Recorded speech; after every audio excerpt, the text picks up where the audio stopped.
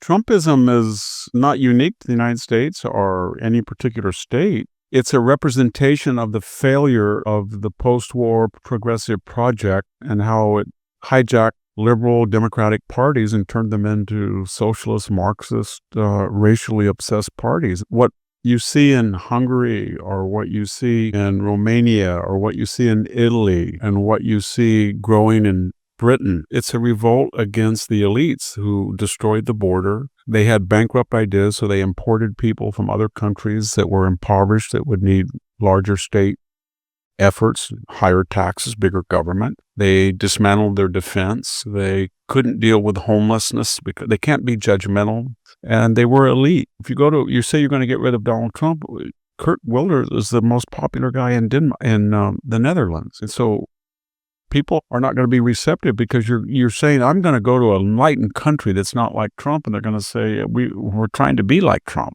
Get the blank out, probably. Trump didn't ride the wave. He changed the tide. Hanson's point, this isn't a U.S. outlier, but a global recoil from elite progress that broke borders, drained deterrence, and replaced merit with ideology. The receipts matter. No widening war, no recession, markets up, jobs steady, China wobbling, tariffs working as leverage. Meanwhile, the old order's contradictions are exploding. AI cutting white-collar demand while elites push mass low-skill inflows.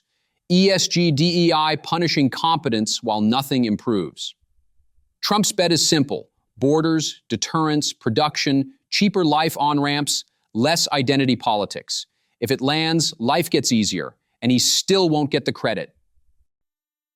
The verdict is out, but whatever your political allegiances are, if you look just empirically in the last, say, 17, 18, 20 days, look what he's done. I mean, we're not at war with Iran, and the thing that sword of Damocles over our head they're not going to have a nuclear weapon for years, and there's no wide-scale World War III.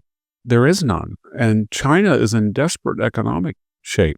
And Xi reportedly is not in such great health. And everything the Wall Street Journal told us in March was not true. We didn't have a recession. We didn't have a market collapse. The stock market's the highest it has ever been. And there was good job growth. This is despite AI and all of these larger megatrends. There was good job growth, better than expected. The economy is sound. There's more personal income and savings. There's some, anxieties about it, but we still haven't seen the effect of a lot of these tax cuts. We haven't seen the effect of $8 to $10 trillion, and we'll see if they deliver on promised foreign investment. People said that tariff, including me, wasn't going to be a big revenue earner, but it seems like it is. It could be. I did say that people will do anything to stay in the American market, and they were making such huge profits that they're willing to keep their prices low and make less profits, but still be profitable. Donald Trump has a club and he's beating these people, but if anybody's been in the university, what they got away with is outrageous. And I think everybody understands you don't want this ESG commissariat and Wall Street. You don't want DEI. The Green New Deal is just ludicrous. So everything is in flux, and I think people they don't know what to say about it. Or if we come out the other end, if Trump is successful, you'll see it easier to buy a house. You'll see it easier to go to college. You'll probably see less emphasis on race. You'll see a stronger military. You'll see a greater deterrence abroad. And that's not going to be a bad thing. And then he will leave in 3.5 years, and people will not give him credit for what he did, and they will hate his guts. And they'll say he was a horrible orange man. And then a bunch of left-wing lunatic professors will do their annual ratings of presidencies, and they'll say Joe Biden was 32 and Trump was 47, 40, you know what I mean? By then, 49th. Yeah, that's what's going to happen. Everybody knows it's going to happen. As I keep saying, he's going to be Ethan Edwards, and he's going to be at the end of the searchers, and he's going to walk out that door, and he's going to hand Natalie Wood back to all the people who couldn't find her and couldn't do anything about it and mouthed off and said he used unorthodox mechanisms, and what was his background, and did he ride with Contrail or somebody? And then he's going to open the gate and walk out, holding an arm where he's apparently kind of wounded or something. Yeah. So that, and the same thing with Shane. He's going to ride off. But he's not going to get credit for any of it. So if you people hate him, he will be your benefactor. You will not like him. There's all these mythologies about the employment that we don't have pragmatic, common sense economists that try to explain the inexplicable. I'll give you some examples. So there was a number of news stories this week that Google, Facebook, Apple, Amazon are not hiring, Jack.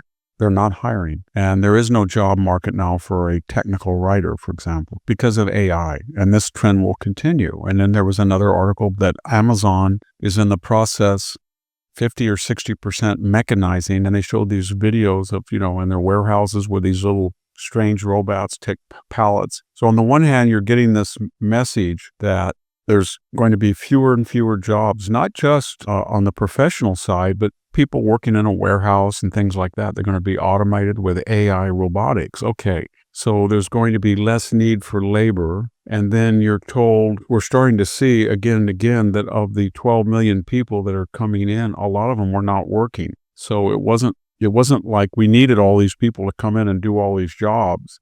And then we have a 62% labor participation rate. So I don't know whether because of mechanization, robotics, AI, there's going to be fewer jobs, or people are willing to work and they're not working, or it's going to be hard to find a job. We're going to expel all the illegal aliens. And then, as the Democrats say, as Nancy Pelosi, nobody's going to pick our crops. Anyway, it's very hard to figure out what is what. All I can say is somebody who lives on a farm and watches mechanization and drives to work through the great San Joaquin Valley's west side, I cannot believe the level of mechanization. When I look at olives or things that I thought could never be mechanized, olives or raisins, not just almonds or walnuts or pistachios. It's a very unsettled time that there's all of these theories and ideas that are antithetical to each other. They're not compatible. We need more workers. Oh, we need more workers. How did you close the border? We're going to need more workers. No, we don't need more workers. We have a crisis that AI and robotics are going to put us all out of work. And I think the answer is that we need things that AI and robotics have not yet done. And those are plumbers, electricians, asphalt pavers, all those people. And there is a social taboo for that. And I think that's a good thing that's ending, because the compensation on our supply and demand economy is such that those people are making a lot of money. You call up somebody to put a roof on or to do brickwork or to rewire, but you can't get anybody. And when you do, it's just astronomical. $30, $40, $50 an hour cash sometimes they'll insist on. So everything is in flux right now. And I think that's why people are uncertain. It's not Trump. It's just that they don't know what's going on in the world. If you value honest analysis and real conversations, make sure to subscribe, hit the like button, and share your thoughts in the comments. What did we miss, and what should we tackle next? Your voice makes this community stronger. Let's keep pushing for the truth together.